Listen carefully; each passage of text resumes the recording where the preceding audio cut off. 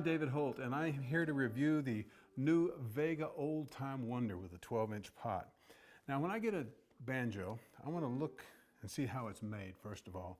And as with any Deering banjos, they're just beautifully put together. Beautiful satin finish, nice tuners, really nicely shaped neck, comes really well set up so it's easy to play. I love that. It's got a bridge closer, it's a 12-inch head, so the bridge is going to be a little closer to the middle, which is going to work to make it have a warmer, fatter kind of a sound. It's got a little scoop out right here, so if you want to play closer to the up the neck, that also gives you a little bit warmer sound than back here. You hear that just a little bit. So, you know, I don't expect to get a new banjo and have it be just the sound I'm looking for. I want it to be have enough horsepower that I can direct it to the sound I want it to have, no matter what it is, no matter if I want to stuff it full of rags back here and make it really dead sounding or very bright sounding. But there's certain things I'm looking for. I want it to be bright. I want it to sound wooden. This does sound wooden because it doesn't have a metal tone ring. The wood goes right up to the head. But it's still plenty bright. Listen to these notes. I want it to emphasize the sound of the wood more than the sound of the metal.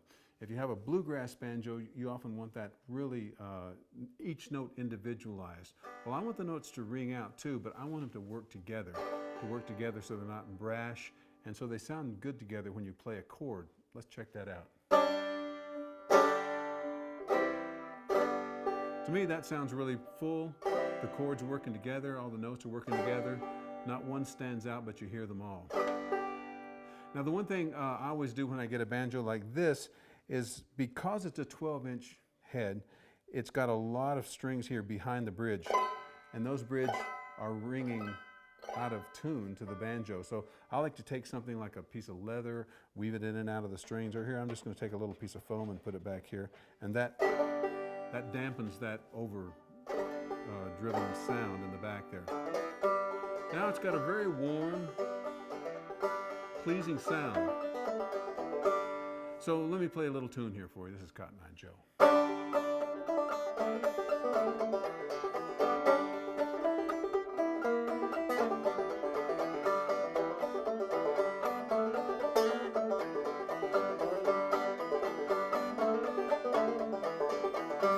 Man, that's got plenty of power. You could dampen this thing down a good bit if you wanted to, but I like it about like this.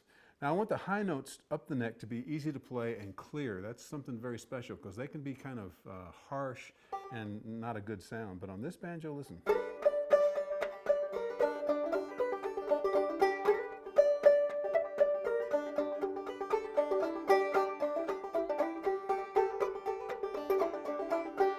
That works beautifully for me. Now I want to give it the Ethereal Test. So I'm going to tune it to the B note to a C.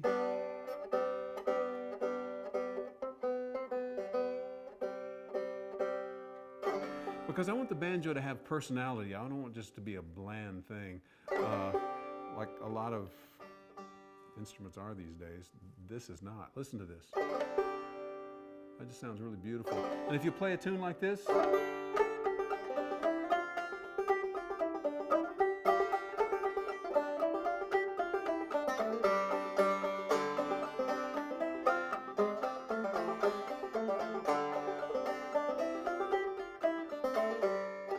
that passes the Ethereal Test for me. That sounds really good.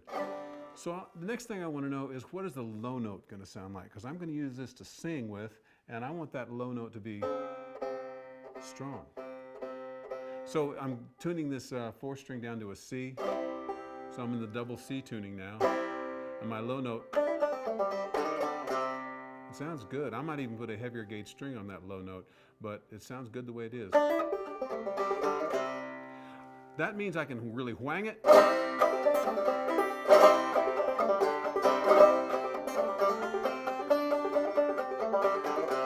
Like Uncle Dave Macon, or play it, you know, very melodically, like something like Forked Deer.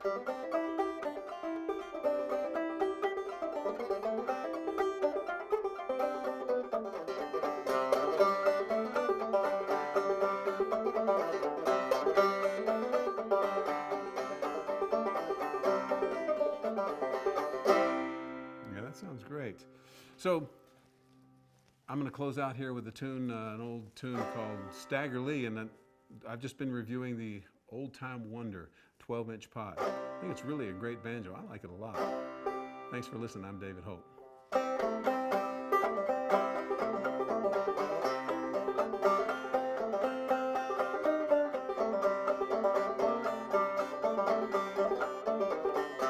Oh, somewhere in the alley I heard a bulldog bark. Must have been old Stagger Lee just shooting in the dark. He's a bad man, whoa, that cruel Stagger Lee. Play it now.